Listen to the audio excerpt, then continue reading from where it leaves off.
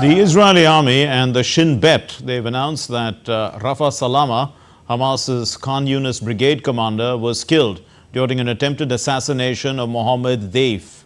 According to the IDF, Salama was with the commander of Hamas's military wing in the compound that was listed on his name in Al-Mawasi in western Khan Younis, but it is still unclear if Deif was also killed in this attack.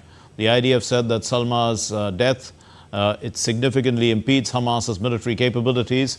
Meanwhile, the Israeli cabinet has approved the extension of IDF mandatory service from 32 to 36 months to deal with manpower shortages.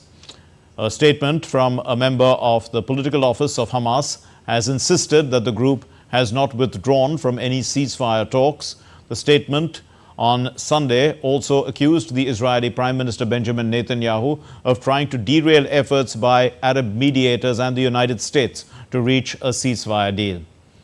Two Egyptian security sources at ceasefire talks in Doha and Cairo, they have said on Saturday that these negotiations had been halted after 3 days of intense talks.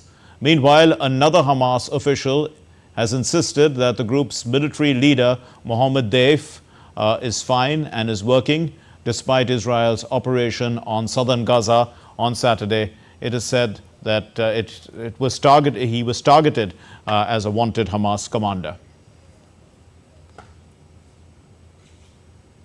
And Sarah Coates now joins us from Tel Aviv with an update on these stories.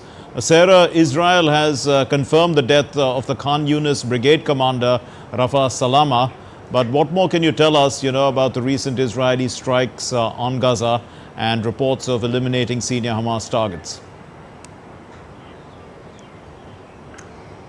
Well, he was certainly one of the closest associates of Mohammed Deif, who is certainly one of Israel's most wanted men. Now, Salama was also considered to be one of the masterminds behind the October 7 attacks. Now, we have heard from the IDF in the wake of Saturday's strike. It came out to say that his killing is a big blow to the military capabilities of Hamas. Now, also today, the Israeli army has come out to say that it has found Hamas fighters hiding in an UNRWA school in Nusrat and used precision weapons and intelligence to hit that school. Now, according to Hamas, some 13 people have been killed as heavy fighting continues right across the strip. But one thing that is not clear at this hour is whether Mohammed Deif was actually killed in Saturday's strike that killed some 90 other people. That is according to the Hamas-run Gaza Health Ministry.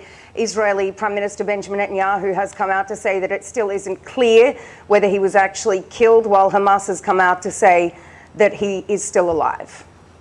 Also, Sarah, Netanyahu vows to pursue Israel's war aims to the end. So what's the status then of the ceasefire talks in Cairo and Doha?